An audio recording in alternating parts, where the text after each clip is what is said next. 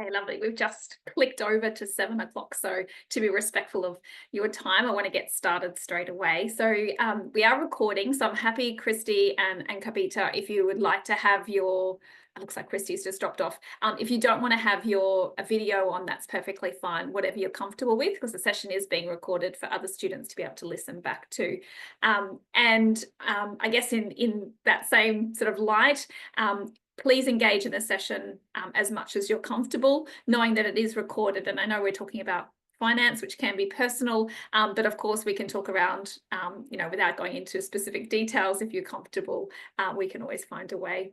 So I hopefully Christy can find her way back into the session tonight. And there may be others that need to come in and out, which is perfectly fine. So just know that the session's recorded. You can listen back to it. So if there's any bits that you miss out on, that's also okay. And Kavita, yeah, lovely to have you here live. So it's it's really valuable for students listening back as well to have students along, where we kind of might talk about some examples, if you've got any of those, or if there's anything particular you want to talk through. I want to make sure that you get as much as out of the session as you can, because you're here live and you've given up that time. So I really want to make sure that you're getting what you want out of the session. So once I sort of get started, I might check in with you and just ask you a couple of questions. If you're comfortable answering them with your microphone, that's great. Otherwise, you can just use the chat, as I've just seen you've done now as well. So that's lovely. We have got quite a few students who registered for tonight's session, so they'll be receiving the recording. So I can see Christy's back. Welcome back. I was just kind of doing a little bit of a debrief in terms of how we're going to manage the session tonight. If you're coming in and out, if your internet's not stable, as you know, the session's recorded, so that's all good. Because it's just the two of you, I was just saying to Kavita, I want to make sure that you get as much out of the session as you can. So once I've kind of given a little bit of an idea of what we're going to work through, it'd be nice to just check in with you both just to get an idea of what it is that you're wanting to get out of that session. So you can have your videos on or off. You can use the audio, use the microphone, interrupt me at any time, but you can also use the chat. So maybe while I'm sort of introducing myself, you might want to have a little think about what you want to get out of tonight's session. And if you're comfortable, pop that in the chat. Yeah, no problem at all, Christy. Yeah, and it's also being recorded. Some students feel more comfortable if the video is off, so completely understand. That's all good.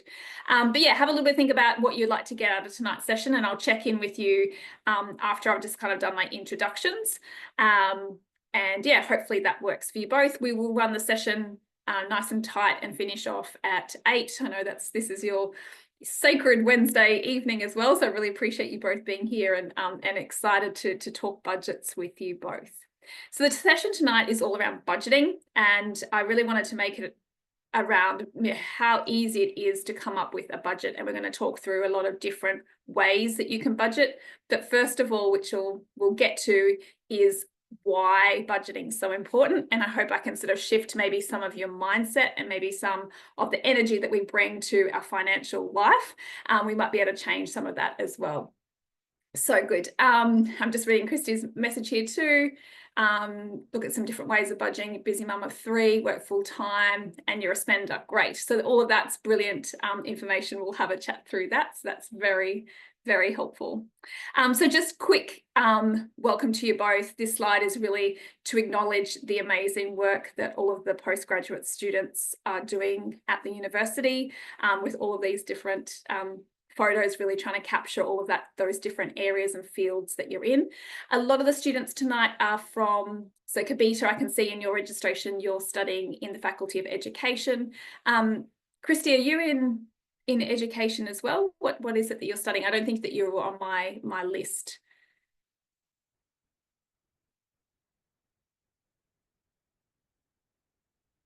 I'll wait just to see what your response is. That's all good. So yeah, so just a big welcome acknowledgement. I know that you've all got very busy lives. You're doing graduate diploma in early childhood. Okay, brilliant, cool. It's just nice to have some of that background as well. So if I can provide any context to what we're doing, but also just to acknowledge the amazing work that you're all doing, likely that you're studying, you're working, you have busy home lives as well. So finances can sometimes not be a priority. So hopefully what I'm going to do and talk through tonight will help you to kind of bring some simplicity to it, to really not make it more complicated than it needs to be, because I think that we overthink it and we make it harder than it is, and it doesn't need to be. So before we start, just like to do the acknowledgement of country. I'd like to acknowledge the traditional custodians of the various lands from which we're all connecting from today in this online space, and I pay my respects to the elders past, present, and recognise and celebrate their connection and role in caring for country over thousands of years. May their wisdom and strength be with us today. If Kavitha and Christy, if you'd like to just pop in the chat to where you're located, that would be really nice as well, and we can get an idea. I'm at Benora Point, just at northern New South Wales. That's where I'm connecting in from. And lovely, Kavitha, too, thank you for your background in terms of being an international student with limited income at this stage. So that's really great. So Kavitha's in Adelaide, and Christy's connecting in from Victoria in Geelong. Okay, cool. So we're all different, lots of different places around Australia, which is lovely. So just really quickly, a little bit about myself. So my background is in accounting. So I'm a CPA, and I worked in corporate accounting for the first 10, 12 years of my career.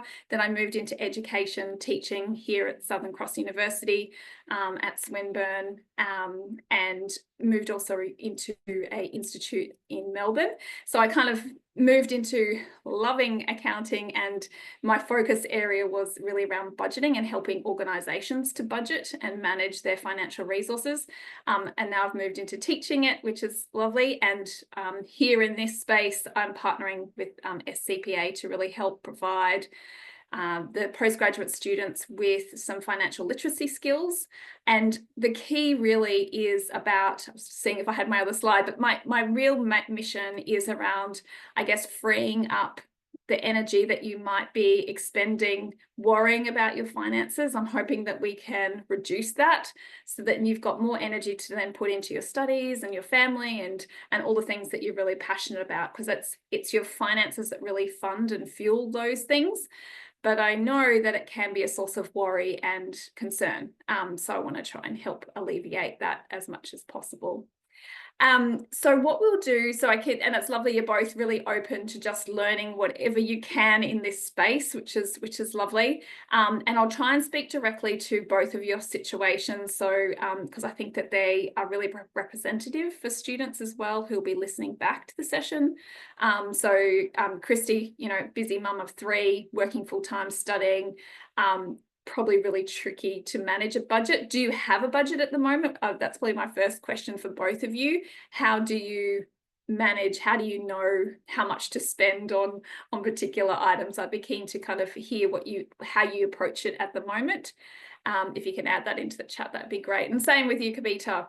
I know managing limited income source at this stage can be really challenging. So it'd be really great to hear too, what is the approach that you take to managing your money at the moment. And then we might check back, and once I've had a chat about some of the different tools and techniques, maybe reflect on at the end of the session, maybe some of those that you might try, you think might be particularly helpful for you. So that would be good. So to start the session tonight, I've actually kind of brought in a new kind of way of thinking about money, and this has really come from a lot of the work that I've done working one-on-one with students too around financial literacy and the relationship with money. And I found that quite a nice way to think about it, and it's quite different, because if we think about managing the natural resources like water, like you can see on the slide that I've got up, we often bring different energy to that. We feel like that's a really wholesome activity, whereas when we're managing our own money, we can bring some different energy to it, like it's something that sort of rich, greedy people do. So what I want to really try and shift here is, before we even start looking into the details of budgets, what are they, how do we do it, is really trying to bring in a different perspective or a different approach to managing money. And I don't know if that resonates with either of you, like the relationship that you have with it. So and this is really the summing up of this slide is, budgeting for financial well-being is really like managing money like water. And I think this is relevant for a lot of people in our region, but also across Australia, as water is our most precious resource. There's got to be a lot of, and what you'll find is all of the states manage it really well, but they've got to do a lot of work to do that effectively, to make sure that they're accounting for and they're looking to, okay, how much water have we got? How much are we expecting to come in, throughout the year? And they usually do a plan of 3 to 5 years, which is typically how you do a budget as well. So the way that we manage and approach that for our money, for our water, is the same kind of approach that we would take for our money. So thinking about that, and some of us have had a direct experience recently with Cyclone Alfred and having power outages and water shortages and needing to boil water and thinking all of that through. Really, it struck me as being quite a nice way to think about it, and think and care for that resource. Sometimes we don't bring that same energy to our financial life, so hopefully that may be a nice way to start it off. So what we're going to cover tonight is what is a budget, firstly, just so we're all clear. I'm assuming, we've got we've got the 3 of you here tonight, and welcome A. I can just see the letter A as your screen name. Happy for you to also interact in the chat or use your mic if you're comfortable. We've really just got started and getting an idea of, Christy has just shared her approach to budgeting.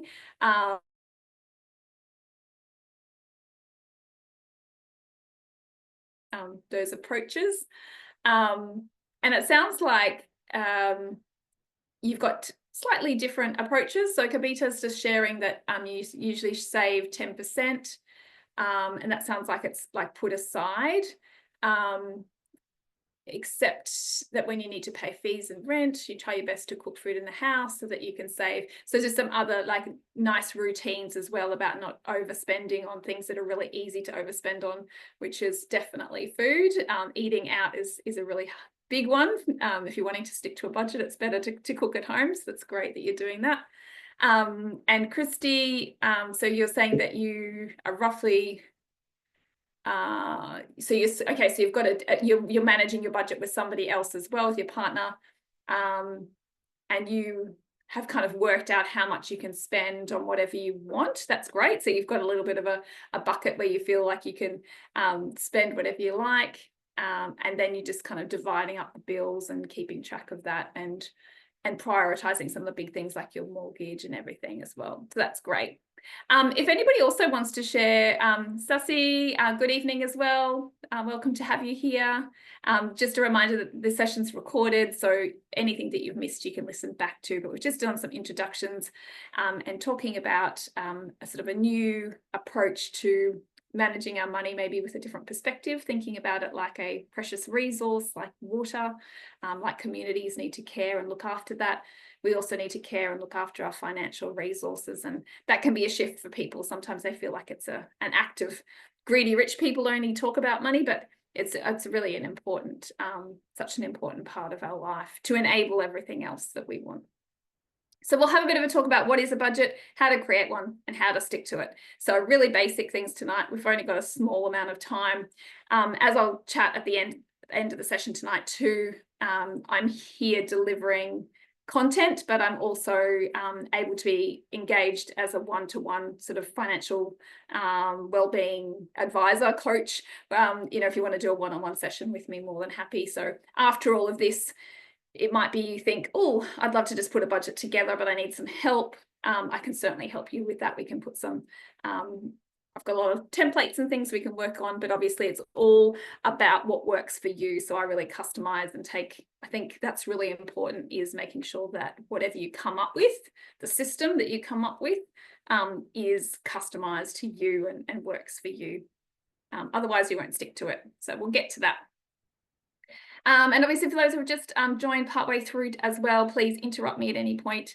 If you need to, you can use your mic or add any messages in the chat. So feel free to do that. So continuing on with this idea of money being like water and how important it is to be conscious and thoughtful about how it's used. It's just, again, just extending that. So just as communities manage their water resources, we must manage our financial resources. So, you know, it's about identifying all of, so what communities and what, you know, all the state governments do is they identify, okay, what are all of the water inflows, and they try to estimate those for, you know, in the next year, 3 years, 5 years. That would be something that I'd encourage you to do as well. Most likely to start with, it's really good to look at a budget for a 12-month period, but it may be that, so if you've got something particular that's going on that's slightly different, so it could be to you, I'm not sure how far through you are in your studies, and for all of you, you know, you may have a budget that kind of takes you until you finish your studies. And then I'm imagining after that point, you may have a different budget because your income and your capacity to earn may change. So it might be that you kind of have a budget for a period while you're studying, and then you would update it and change it. But definitely having one that you amend every year, but that you would be tracking every month would be the ideal sort of way to manage it. So it's about, yeah, identifying firstly all of those, you know, in the water example, it's water inflows.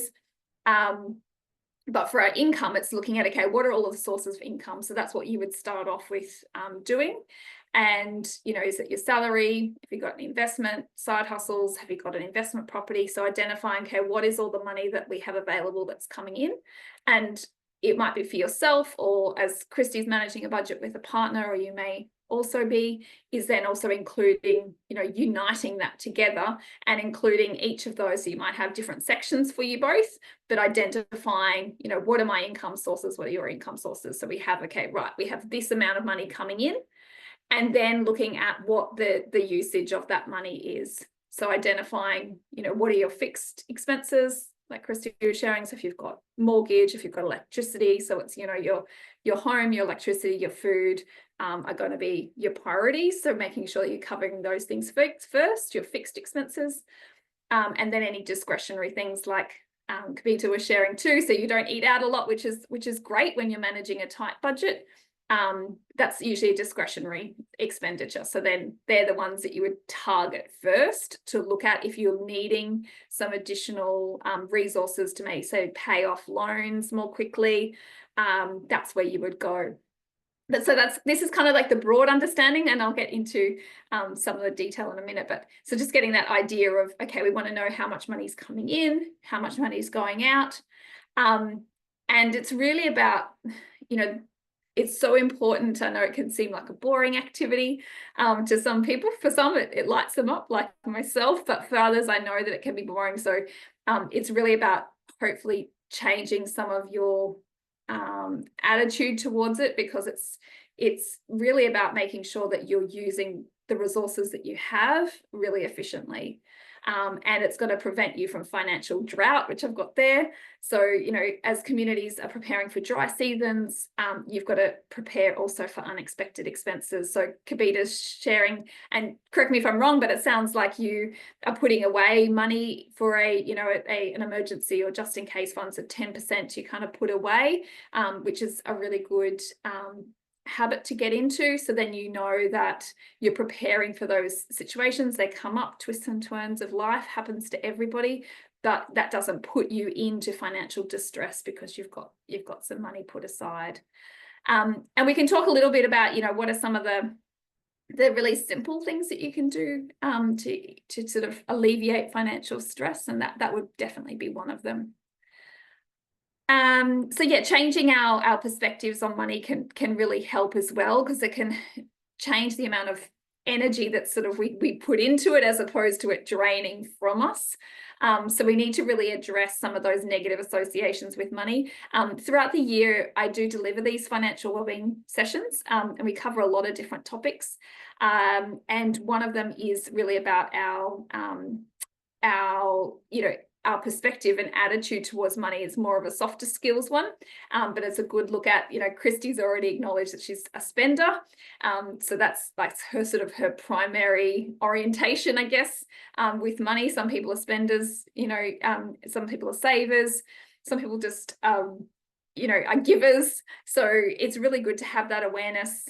We go into that a little bit more detail. So it's not about one being better than the other, but it's about, being aware of yourself, knowing when it is a positive for you and maybe when it presents more challenges, and then to look at ways to, help support yourself in terms of those challenges. So it doesn't, for a spender, it doesn't mean that every spender is going to be in piles of debt, but if that is the situation for you, if your attitude and tendencies have resulted in that, then there's some things to look at to change. So yeah, so that's a future session that we'd talk through.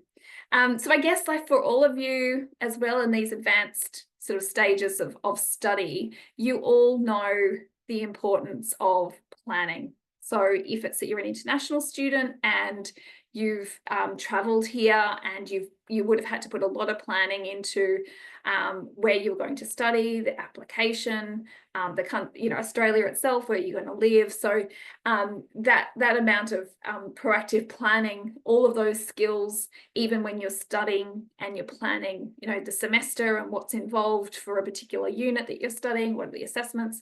So all of those brilliant skills that I'm sure that you all have are really relevant to when you're managing your money as well. So the more that you can sort of plan ahead, it allows you to, and that's what a budget really does as well. It allows you to plan and have a space where you can put everything together. It allows you to sort of describe and to show where is, what is your expectation around income, expenses, and then where does that leave you? And it puts you in the driver's seat, as opposed to sometimes we feel out of control, we get paid, we spend money, and you kind of lose track of it. But having a budget as a centralized report or place, and we'll talk about different ways of budgeting too. So there's lots of different options in terms of having apps or Excel or a paper budget. It's really personal, whatever works for you. But whatever it is, having that place and space to capture all of that will really, really help you. So yeah, I'm sure you're all really aware of how important it is to have a plan. Just going to have a quick look at some of these messages up here too. That's lovely. And Christy's already headed off. That's fine. That's brilliant. Okay.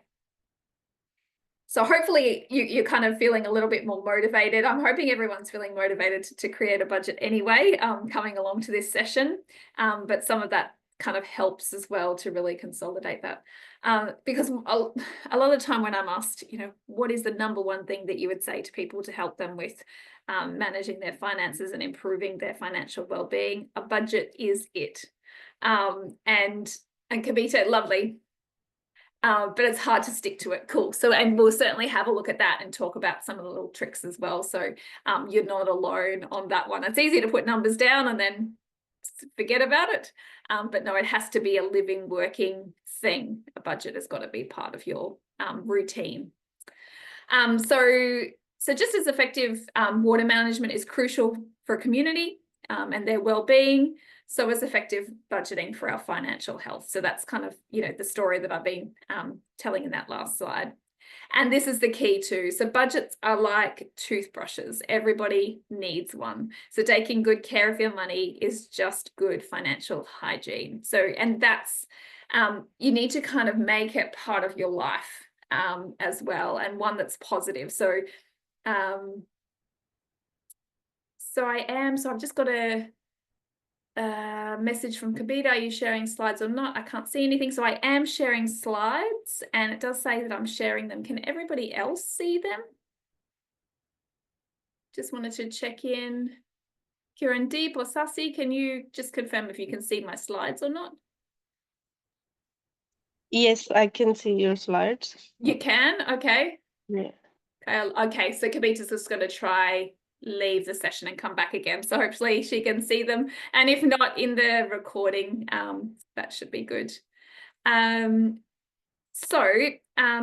first thing, and I guess we've kind of had it, so we're going to go into how to create a budget. But firstly, it'd be great just to check in. Sassy, thank you for that feedback. Kavita's back. Are you able to see my slides now?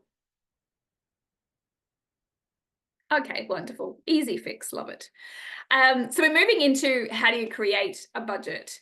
And that's assuming, I guess, through what I've just talked about at a high level, we know what one is. And it is essentially a plan for your money. So like water, like that illustration that I had on the earlier slide, it's about setting a plan ahead of time and assigning a purpose for every dollar that you earn, essentially. So being very clear over whatever the period of time is. So of course you can have a travel budget, which would only be, you know, for the time that you were traveling, and maybe you would have, you know, allocated a set amount of money. I'm going to spend $5,000 on this, and then you would be, you know, working through that.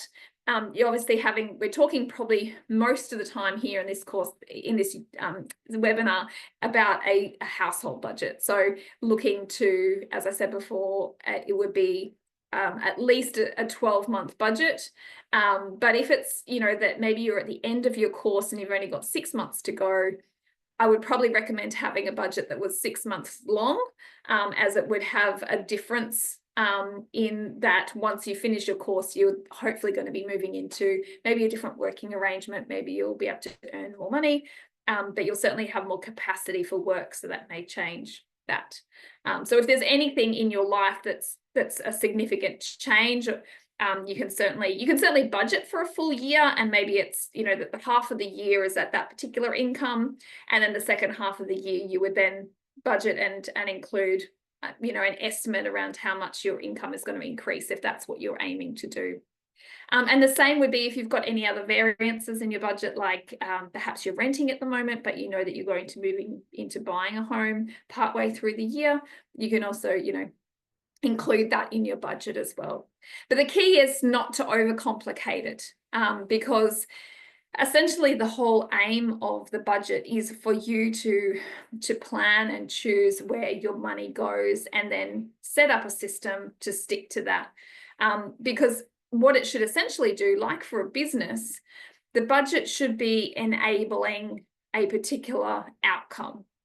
So you would have particular goals in there. So maybe it could be about paying off debt. It could be about paying, you know, and investing in education. It could be about having a particular holiday. It could be about saving for a house deposit. So your budget is really the vehicle that allows you to achieve those goals. It shows you the way to get there, as opposed to just having an idea, oh, I would like to be able to do this next year, I want to do that, but you just don't know if it's possible or not. Your budget's got to be able to show you, and you'll be able to see, okay, if I want to spend, you know, I want to put $10,000 towards, say, my consumer debt. If you've got a lot of debt, that would be a priority to pay off. If I want to do that and be debt free in the next 2 years, where do I need to pull from other parts of my budget? Because I've only got, you know, at the start, you'd be looking at, okay, how much money have I got coming in? And then you're going to, you know, allocate it all to particular purposes. So here we are on this slide, we're looking at how do we actually create a budget. And so Kabith has kind of shared a little bit about what she does. I'd be keen to hear, and I don't know if you've added it already, and apologies if I've missed it, but do you write your budget down? And Kirandeep and Sasi, welcome to share as well. If you do, you know, have a way of, you know, managing your money at the moment, it'd be great to hear what it is that you do.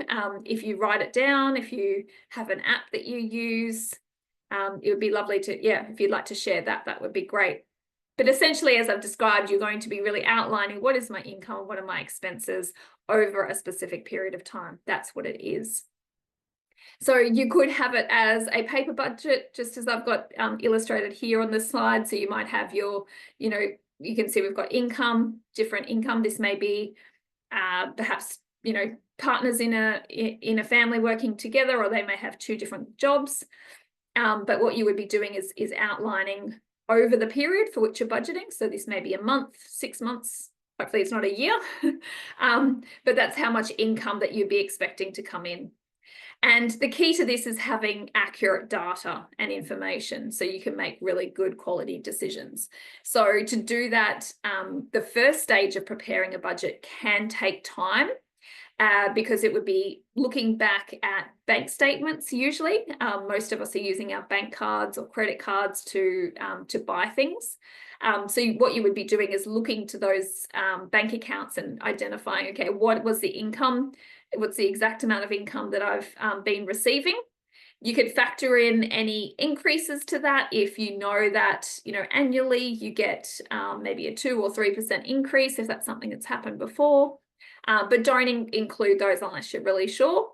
But I would just be looking to the bank statement to then identify, okay, what is my current income? And then identify all of your expenses. And your mortgage will be going through your bank account too, and your electricity is likely to be paid by card.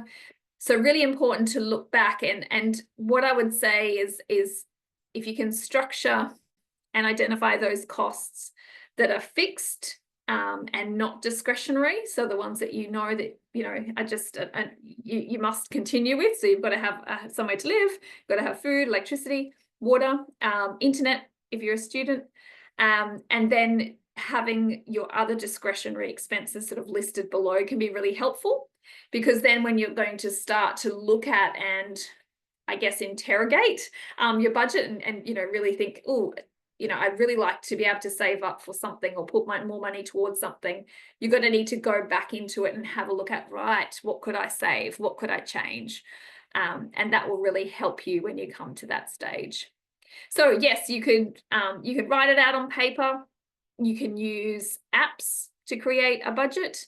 There is so many apps out there, which I'm sure many of you are aware of, which really allow you to sort of set categories and amounts. So you can have, what the annual amount is, and then it can translate it into a monthly or a weekly or a fortnightly.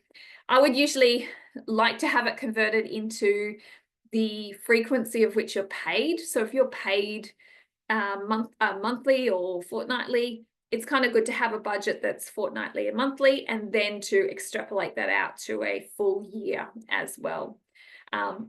Because obviously you'll have things like your electricity, which is usually quarterly. Some people pay it monthly, but often it's quarterly. So you'd be multiplying those by 4. And just make sure you make all of those correct adjustments to really have accurate information about what is my yearly total or my 6 monthly total, depending on the time period you're looking at. I'm not here to endorse any particular apps. I have students who use all sorts of different apps, and really it's about identifying those that you're comfortable with. I'd certainly be making sure that they are compliant and they do have, there's no security risks. Often one of the easiest things to do is your bank. A lot of the banks here in Australia have their own, through their mobile app, have a way of categorizing expenses, and that then allows you to have, produce a report and track that and set up a budget. So often that can be a free thing. I can just see Karen Deeps just asking, just wondering, am I eligible for any scholarships? Not a question that I can answer here tonight, but if you're looking for scholarships at Southern Cross University, I'd certainly be getting in touch with the scholarships office. Is that what you're asking about in terms of your studies? If that's the case, yeah, that would be a question for them, and then making sure there'd be all sorts of different applications and different scholarships that you might be eligible for. So yeah, really good. And that's a great thing to think of when you're looking at your budget and you're trying to look at some more opportunities for money. It's looking at either, can I increase my income or can I decrease my expenses? Because they're your two levers, right? So yes, scholarships could be helpful. They can, bring money in to, reduce those fees and help you as you're studying. So that's a really good option. Personally, when I'm doing my own budget, this is a little snapshot of the sort of the structure that I use. I use Excel. Because I don't want all of that financial information to be in an app at all. So I like to have it in Excel, and I then just, once I've set my budget, I'll do a quarterly report just to check in, but that's because I've been doing this for quite some time. But if you're new to budgeting, it would be great to give yourself some feedback. So when Kavita was sharing, it's really hard to stick to a budget. having feedback is really important to your progress. It's kind of like losing weight, you know, those early stages when you can't really see any difference and you get really frustrated and then you just don't stay on your diet. You know, if you weigh yourself or have something that you're measuring can be really helpful. So if you've set yourself particular targets, that's really useful to keeping yourself motivated. So if you know, stick to your budget for groceries, or maybe you have a savings budget and you want to make sure that you save $100 a week, whatever it might be. Every time you do that, you know, even if it's charts that you tick, or if it's small rewards that aren't expensive, would be a great way to just keep giving yourself that feedback. So yeah, all those ideas, knowing, you know, what works for you can be really helpful. Sassy's just sharing, yes, trying to decrease expenses can be easier than increasing income. Yeah, certainly can be. But don't rule it out altogether, depending on, you know, where you think so I can see you're also studying, looks like a graduate diploma in education. So I know there can be limits, but it could also be about thinking about other ways. It may not be your primary job that has a lot of capacity for promotion, but it might be that you might be able to do something on the side and just pick up something that might be able to bring in maybe an extra $10,000 a year. So there's always lots of little options, but depending on obviously your circumstances. I know we have a lot, we're juggling so much with study and work and family. So, but yes, identifying, definitely going through expenses is important. So just to kind of talk you through the structure I have here, and this is something that I would work through with you one-on-one if that's something you wanted to do. We kind of look through it, identifying, okay, what are your fixed income sources? So if you're a salaried staff member, what is the amount that you are earning? And it might be monthly, fortnightly, weekly. And then if you might have a part-time job or a side thing that you do, maybe you do something with markets, or you sell things, or you do Uber Eats, or whatever it is, deliveries, you can add those in as well. So having the frequency and then the value to then allow you to calculate what that yearly total is. And then what I find helpful is to bring everything back to a fortnight. So you can see, okay, at a total bottom, you know, at the end of 12 months, you'll be able to work out, okay, have I overspent or underspent for the year?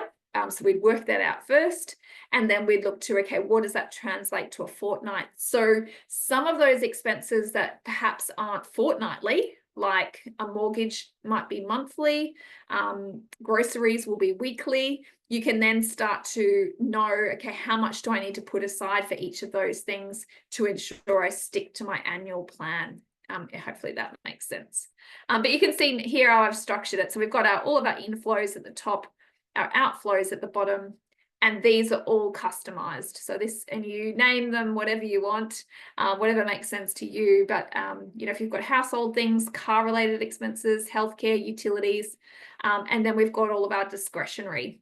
And having those discretionary items, as I said, structured and categorized together really helps, Sassy, when you're looking at decreasing expenses, because you'd go and look at those first and you say, well, you know, if I really want to save up X amount or pay off my consumer debt, well, I'm just going to get rid of Netflix, and that's going to save me X amount a year, you know, just for this season, whatever it might be. So that can be really helpful.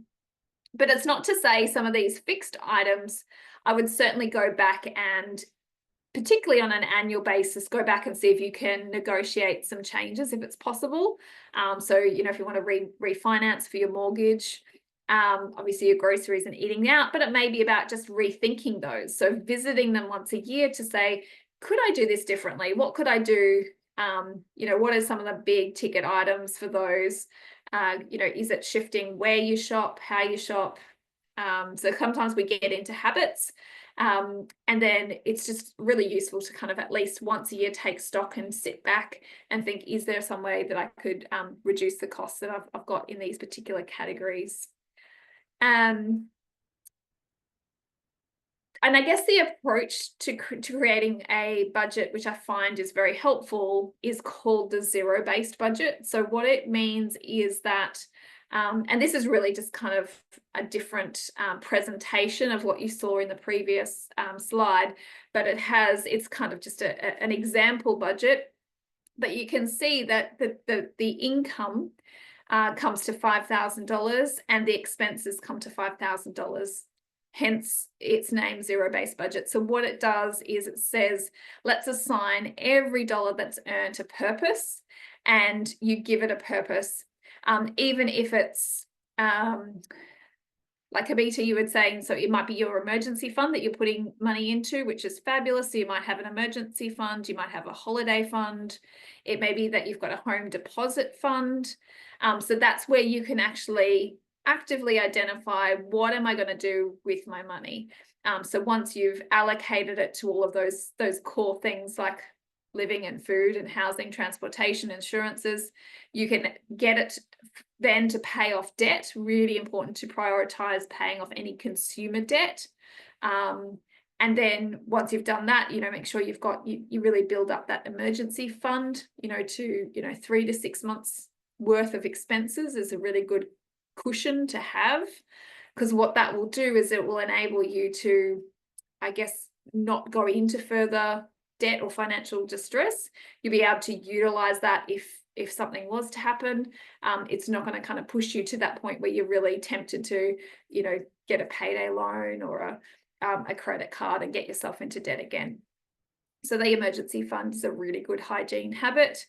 And then, then it's just building up some of those other items. But really important. So that's kind of the aim of what you'd be doing, is getting it to be zero. So allocating all of your income out for a purpose. Now moving into, and how we're going with time, pretty good on track, so that's great. And I know, Kabita, this was kind of a big part of what you're wanting to go through too, is how do you stick to your budget? There's lots of different I guess, systems and tools that you can use. So I'm going to share just a couple of them with you, and maybe some of them might spark an interest. The first one that I've got here illustrated is called the cash envelope system. And apologies, it's an American example with American money. I love it to be an Australian one.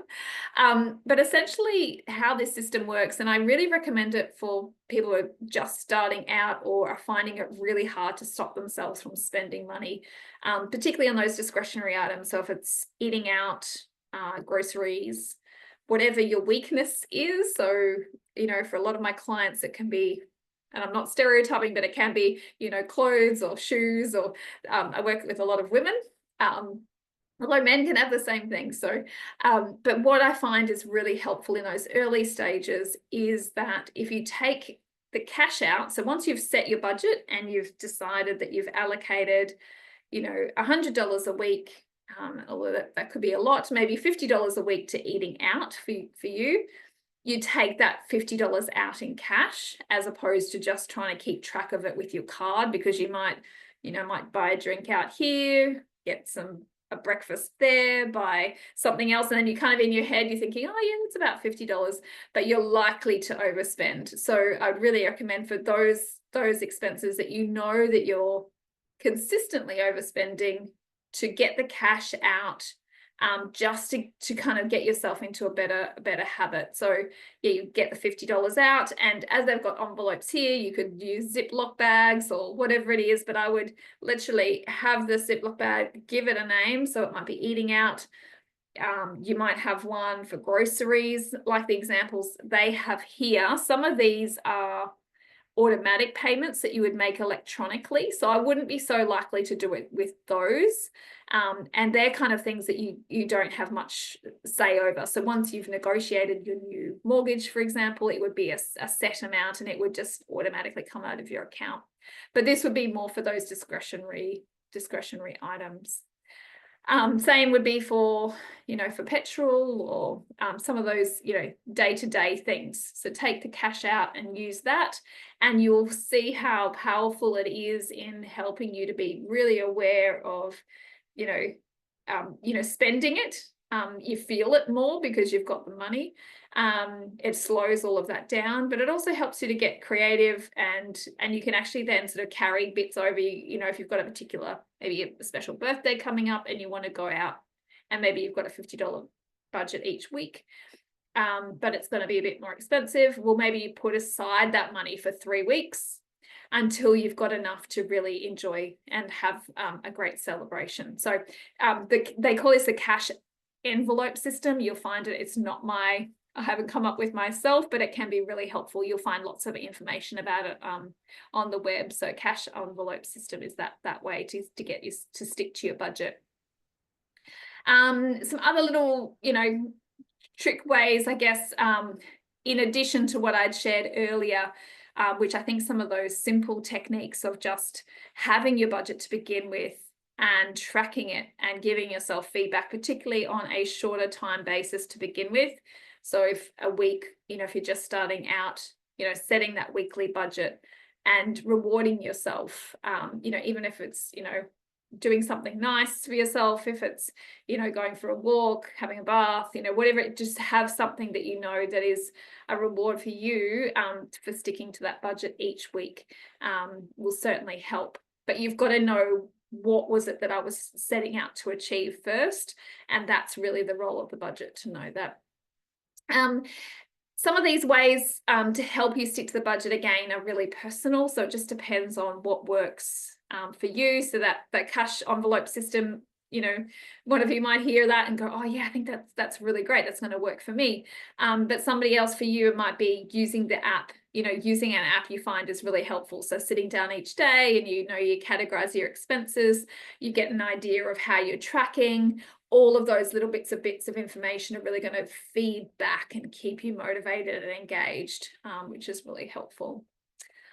Some of these other examples, they're saying, pay yourself first. It doesn't really apply for, in the zero-based budget, because we're kind of looking at, okay, what is all the income coming in, and then you're giving it a purpose. So part of that purpose could be about, as we shared, saving up for a holiday, home deposit, paying off all of that credit card debt, that kind of thing.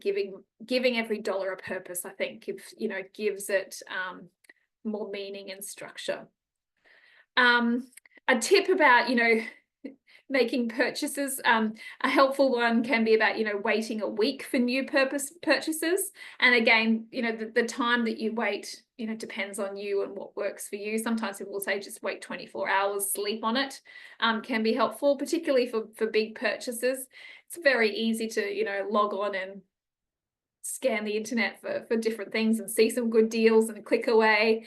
But yeah, just giving that kind of getting into that habit of saying I'll sleep on it and then look at it the next day.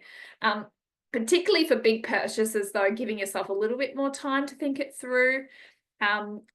You'll find that in the world of commerce, everybody wants you to try and make a quick decision, and there's good reason for that. They know that psychology, trying to put the pressure on, and this is sales going to end tomorrow, you've got to buy it now, you've got to buy it now. Always remind yourself, I'm not in any rush. You've got to give yourself that space as well. Really important. Another one that goes along with that is, avoid shopping when stressed.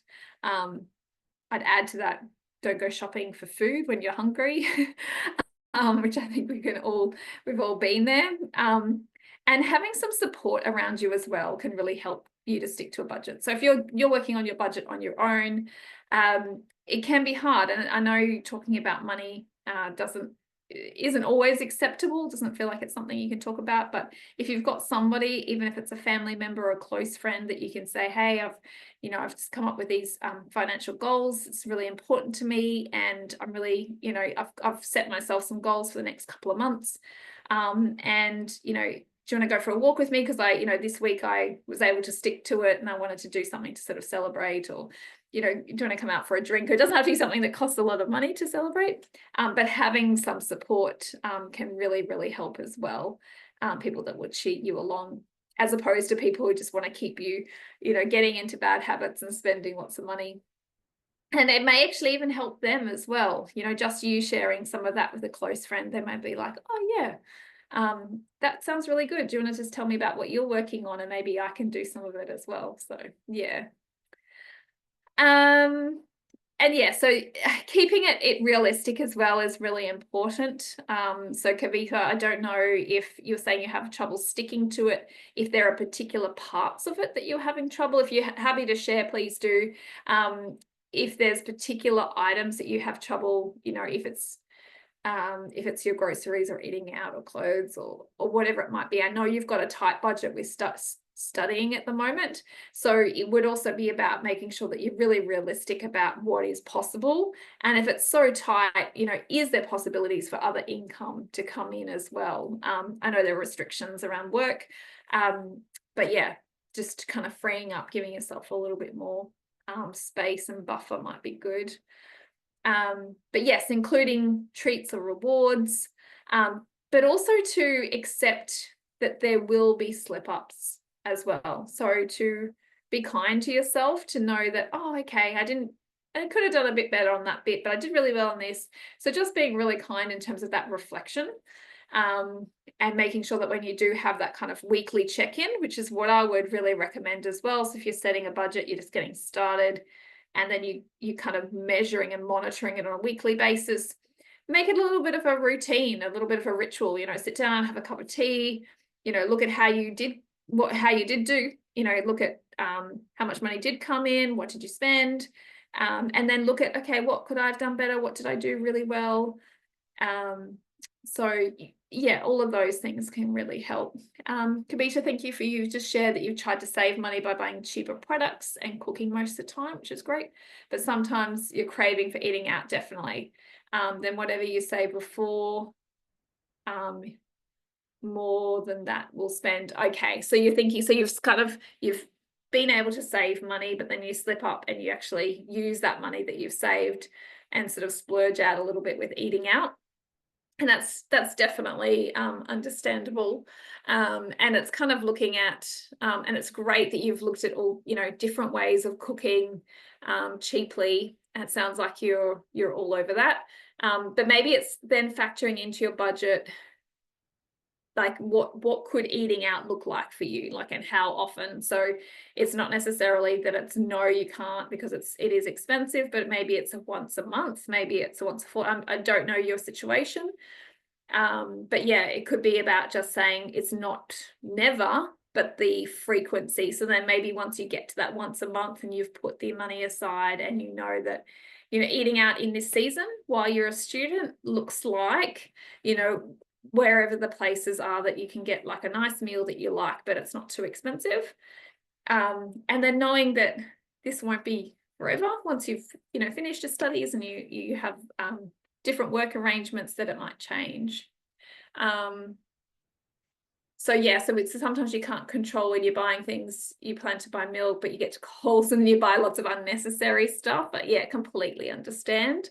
So again, having like a cash envelope system might work for you, just to get, you know, pull the reins in a little bit more. And once you've set what your budget is for groceries, take that out each week, and, you know, have that in a different purse, or and then take that with you, and that's your grocery budget. So that will really help you a lot, I think, if that's something you feel like you could do, and then you take that with you. Yeah, okay, cool. So yeah, and I just know that it is hard because you're probably working with a very small budget. And it's also maybe if, like, with other friends, perhaps maybe, you know, you're cooking for yourself a lot, and I can understand you craving, you know, wanting to go out and have a meal. If you've got other friends, perhaps you could have, rather than going out for food, you could, you know, take it in turns having each other over and cook for each other. So that could be quite nice too. So then it's not you having to cook, and you're having something slightly different to eat, which might be nice. And then looking at what all the possibilities are in terms of when you do eat out. I'm sure you're all over it as well, it sounds like it, but you know, are there, like, is Monday nights, you know, cheaper, or you have a Tuesday deal where you get X% off, or, you know, really have a look in your area if there's any deals like that, which might be good. But yes, but certainly sticking to your grocery budget can really be hard, particularly as the costs are going up too, and that's a real pressure. But yeah, I really hope you set a realistic budget for yourself in terms of food, that's going to help and work for you. Yeah. So I hope that some of those, and it's probably maybe it's even breaking it down into even smaller chunks of time as you're getting started for something particular that you know is hard. So breaking some of the habits. Maybe your week is even too long. Maybe you set aside a certain amount each day. I don't know how often you are going to the shops, but I know every time you go to the shops, you spend money. So you want to try and reduce it if you can. So yeah, all of those kind of sensible approaches can really help. Just looking to see if there's any other things that might be helpful. This is all what we've covered already. So keeping it real, making sure it's, you know, a really realistic budget. Doing auto on savings if you can. Planning your meals, which you do, think weekly, or as I'm just suggesting, it may even be a smaller amount of time to really help you. Yeah, check and plan for that social calendar. I know that can be hard, but if you've got particular birthdays or events coming up, to make sure you're putting money aside for those. Learning to say no to those social occasions too sometimes, or doing them differently and talking that through with a friend that might be supportive. Getting rid of the credit card is always a big one, but it doesn't sound like anyone's got that challenge, which is great. And yeah, finding an accountability partner can really help you keep motivated as well. Yeah, I wish they had programs like that, you know, like Weight Watchers. They have those sessions where you go and you check in, and you know, you have a whole community. Having one for finance would be really nice too for people, just to help support each other. Maybe somebody can start one locally. So that kind of brings us to the end of our session. I know we haven't been able to go into a lot of detail into all of those things, but I hope it's kind of given you, you know, it probably just clarified and confirmed, you know what a budget is. It's looking at, you know, what is my income coming in? What are the expenses going out? And knowing that having that zero-based budget is the best way to go. So allocating every dollar you earn a purpose, you know, splitting out those costs that are like relatively fixed, and then those that are more discretionary. So then it helps you to focus if you're wanting to decrease them. And then making sure that you're giving yourself feedback as you go along, really important, so you can keep motivated. Using cash if you can is really helpful to stick to it. So again, my echoing my message from earlier, although I've mixed the two pictures. So obviously having a budget is like having a toothbrush. Everyone's got to have it. But here I'm just saying that, you know, effective water management is crucial for a community's well-being. So is effective budgeting for our financial well-being. And I've just missed that off that slide. I think that everyone's knows how important it is. And hopefully you've kind of been able to walk away with a couple of tips or tricks that might help you, or slight adjustments to how you're going to manage yours. We've just got a couple of minutes left, but was there any questions from either of you of me before I kind of wrap up the session for tonight? It was so lovely to have you both, and thank you for contributing as well. Yeah, no worries, Kavitha. And Sasi, anything else? Any other questions? Anything that might be helpful? And I think it's just sticking to, you know, the simple things. It's the routines, it's the habits that really make a difference. You know, sometimes we want to hear, you know, what is the silver bullet? What's, you know, the one big thing that's going to fix everything, but it's just coming back to practical solutions, really knowing yourself. What are those pain points? And Kavita, as you shared, you know, it's the grocery shopping and how you're really trying to manage that really well. And even just, you know, rewarding, I'm not saying by spending anything, but, you know, acknowledging how well you're already doing by the fact that you're already planning that and you're already taking the time to think about, you know, how can I plan out my food, because it is one of the biggest expenses as well, but one of the ones that you can control. So yeah, I'm really impressed that you're even thinking about it, and you know that it can be challenging, and you're looking for ways to improve it. So you're like 80% there in terms of finding solutions. Yeah, I'm actually using Money Manager app as well, like to track my expenses. Okay, and you find that good? Yeah, because I can know like whenever I spend in cash and anything, I just keep it record, and so I Okay. know, like annually how much I'm spending on what things. So Yeah. next time I'm trying to control on it. But Oh, that's good. when I Yeah. tried to save like the rent is so expensive here, so I could not manage properly. Yeah. hopefully after finishing study, something will happen. Yes, yeah, fingers crossed. I know it can be really hard, and it may not be, but do you have, is there space for a room, like a flatmate, or ability to share those rental expenses? Uh, Actually, I'm paying like 450 for 2 bedroom unit, but Okay. first bedroom is okay. Second bedroom is so tiny that nobody wants to spend more on it. Yes, okay. So you couldn't fit anybody else in there. Yeah. And Yeah, even I just let thinking, that room for a while. and I guess you couldn't even rent it out for storage for anybody. Sometimes I remember we used to rent out their car spaces. That was something that was in high demand depending on where people are living. Just trying to think through, yeah, what are some of the options?